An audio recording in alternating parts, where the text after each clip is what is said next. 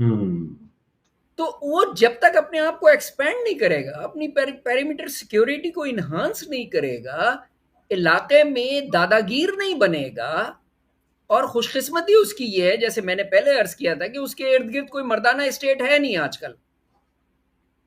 अगर होती, हाँ, अगर अगर होती तो कोई जवाबी कार्रवाई करती ना। अब आपने जिस शख्स को लाके शाम जैसी तारीखी मुल्क में बिठाया है, तो आप क्या एक्सपेक्ट कर रहे हैं कि वो मकसद उसी किस्म का जिहाद इसराइल के सामने कर सकता है जो उसने बशार उल असद के साथ किया? नहीं कर सकता ना। तो इसलिए हमें इस ट्रांजिशन फेज से गुजरना पड़ेगा। ये ट्रांजिशन कंप्लीट होगी।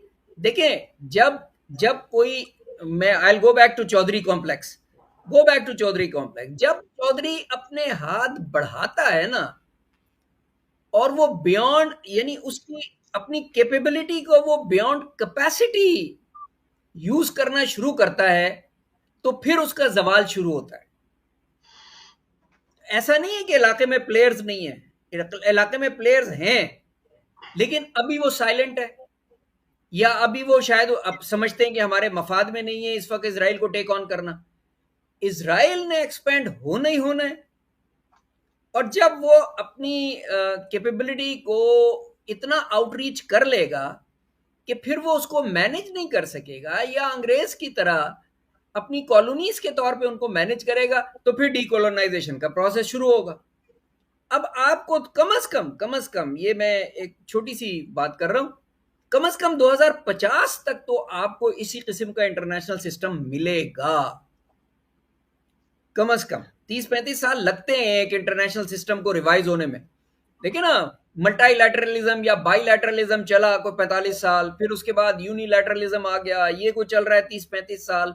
अब दोबारा मल्टीलैटरलिज्म की तरफ जा रहे हैं। फिर उसके बाद रीजनल पावर्स डेवलप हो रही हैं, बाकियों को क्रश कर रहा है, खुद ग्रो कर रहा है। तो आखिर उसकी कोई लिमिट होगी ना, कि वो कहां तक ग्रो करता है। बायोलॉजिकल लिमिट होती है किसी भी स्टेट के ग्रोथ की।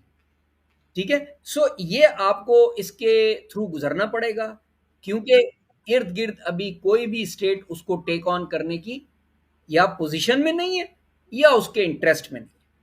और जैसे मैं हमेशा कहता हूं, जब तक जब तक आप अपनी एक गाल आगे करते रहेंगे दुश्मन के, वो आपको थप्पड़ मारता रहेगा, वो मारता रहेगा। ये नेचर है। कुछ कहना चाह रहे हैं।